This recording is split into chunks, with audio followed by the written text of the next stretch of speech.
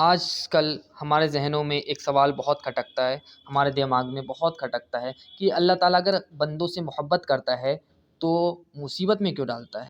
اللہ تعالیٰ قرآن میں اس کا جواب دیتا ہے وَلَنَبْلُوَنَّكُم بِشَيْءٍ مِّنَ الْخَوْفِ وَالْجُوعِ وَنَقْصٍ مِّنَ الْأَمْوَالِ وَالْأَنفُسِ وَالثَّمَرَاتِ وَبَشِّرِ الصَّابِرِينَ۔ اور ہم تمہیں ضرور آزمائیں گے، کچھ ڈر، کچھ بھوک اور کچھ مالوں اور جانوں کی کمی سے، اور صبر کرنے والوں کو خوشخبری سنا دو۔ وَلَنَبْلُوَنَّكُمْ، اور ہم تمہیں ضرور آزمائیں گے۔ آزمائش سے مراد فرما بردار اور نافرمان کے حال ظاہر کرنا مراد ہے۔ آزمائش اور صبر ایک بہت ہی بڑا امتحان ہے۔ یاد رہے کہ زندگی میں قدم قدم پر آزمائش ہیں۔ اللہ تعالیٰ اپنے بندوں کو کبھی مرض سے، کبھی جان و مال کی کمی سے، کبھی دشمن کی ڈر خوف سے، کبھی کسی نقصان سے، کبھی آفات اور بلات سے، اور کبھی نئے نئے فتنوں سے آزماتا رہتا ہے۔ اور راہ دین اور تبلیغ دین میں خصوصاً وہ راستہ ہے جس میں قدم قدم پر آزمائشیں ہیں۔ اسی سے فرما بردار اور نافرمان، محبت میں سچے اور محبت کے صرف دعوے کرنے والوں کے درمیان فرق ہوتا ہے۔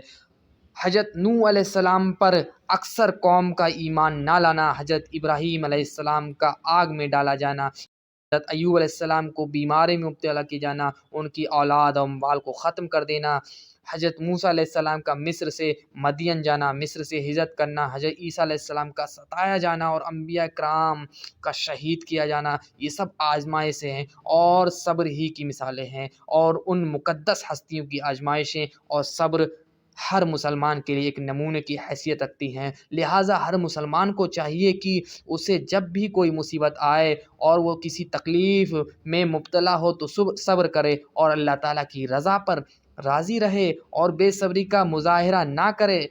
میں آپ کو بتاتا چلوں، بہت موٹی سی بات ہے جو ہر شخص جانتا ہے کہ کوئی کتنا ہی غافل ہو، مگر جب اسے کوئی تکلیف پہنچتی ہے یا وہ کسی مصیبت اور مرض میں مبتلا ہوتا ہے تو کس قدر کو خدا کو یاد کرتا ہے اور توبہ استغفار کرتا ہے۔ اور یہ تو بڑے رتبے والوں کی شان ہے کہ وہ تکلیف کا بھی اس طرح استقبال کرتے ہیں جیسا کہ راحت کا استقبال کرتے ہیں، مگر ہم جیسے کم سے کم اتنا تو کریں کہ مصیبت یا تکلیف آئے تو صبر سے کام لیں اور رونا پیٹنا کر کے آتے ہوئے ثواب کو ہاتھ سے نہ جانے دیں۔ میرے بھائیو، آج کل ہمارے ماحول میں ذرا سا بھی کسی بھائی بہن کو کہ کوئی یہ تکلیف پہنچتی ہے، ہم رونا پیٹنا شروع کر دیتے ہیں۔ ایسا نہیں کرنا چاہیے، ہمیں رونا پیٹنا نہیں کرنا چاہیے۔ ہر کام میں اللہ کی بہتری ہے، کیا پتہ اللہ تعالیٰ نے کون سی بلا ٹالی اور اس دکھ کو آپ کے اوپر لاحق کیا۔ اس سب سے بچنا چاہیے اور مصیبت میں صرف نماز سے کام لینا چاہیے اور صبر سے کام لینا چاہیے۔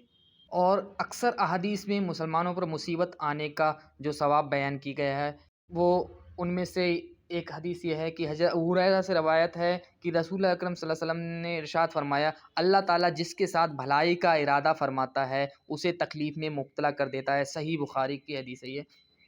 اور پھر تو ہم لوگ مسلمان ہیں، تو میں کہتا ہوں ایمان لائے ہوں، تب اللہ تعالیٰ کہتا ہے اچھا ایمان لائے ہو، اب ہم تمہیں آزمائیں گے، کبھی مال کی کمی سے، کبھی بیٹوں کی کمی سے، کبھی اولاد کی کمی سے، کبھی بڑی بڑی تکلیفیں دے کر، جسمانی تکلیفیں دے کر اب آزمائشیں شروع ہو جاتی ہیں جب ہم لوگ ایمان لاتے ہیں۔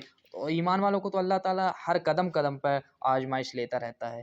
اس لیے میرے بھائیوں، صبر سے اور شکر سے کام لیتے رہنا چاہیے۔ صحیح بخاری کی حدیث ہے، اللہ جسے کسی سے بہتری چاہتا ہے اسے مصیبت میں ڈال دیتا ہے، اللہ جس شخص سے محبت کرتا ہے اسی مصیبت میں مبتلا کر دیتا ہے۔ اسی طرح اللہ تعالیٰ کہتا ہے اچھا تم میرے اوپر ایمان لائے ہو، تو اللہ تعالیٰ ہمیں ہر منٹ پہ سیکنڈ پہ ہمیں آزماتا رہتا ہے اور آزمائش میں ڈالتا رہتا ہے، کیونکہ ہم لوگ اس پر ایمان لائے ہیں یا کتنا ہمارا پختہ ایمان ہے اللہ کے اوپر، وہ سب اللہ تعالیٰ جانچتا رہتا ہے۔ میرے بھائیوں، صبر سے کام لیتے رہنا چاہیے اور اللہ تعالیٰ کا ہر حال میں شکر ادا کرتے رہنا چاہیے، اب نماز پڑھتے رہنا چاہیے۔ اور یہ تو مہینہ عظمت والا مہینہ ہے، برکت والا مہینہ ہے، ثواب کمانے کا مہینہ ہے، سب سے زیادہ لوگ اسی مہینے میں عبادت کرتے ہیں۔ آپ نماز پڑھتے رہنا چاہیے، قرآن کا باقاعدہ پڑھتے رہنا چاہیے، اور قرآن کو صرف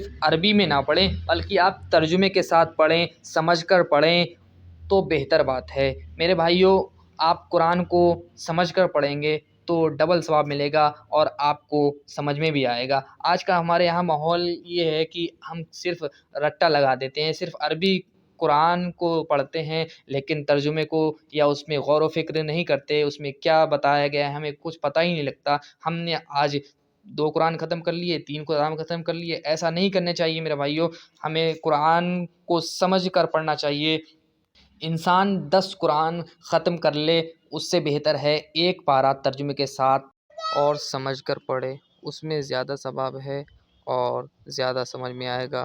یہ نہیں ہم قرآن کو ایک رٹے کی طرح پڑھتے جائیں کچھ سمجھ میں نہیں آئے۔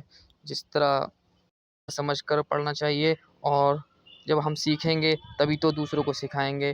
اور ایک حدیث بھی ہے صحیح بخاری کی کہ نبی صلی اللہ علیہ وسلم نے فرمایا کہ تم میں سے بہتر شخص وہ ہے جو قرآن کو سیکھے اور سکھائے۔ جب تک ہم سیکھیں گے نہیں تو دوسروں کو کیا سکھائیں گے؟ اس لیے عربی کے ساتھ ساتھ اردو ترجمہ یا جو بھی آپ کی بھاشا آسان بھاشا میں سمجھ میں آئے، قرآن کو پڑھو اور قرآن کو سنو، جس طرح بھی آپ علم سیکھو۔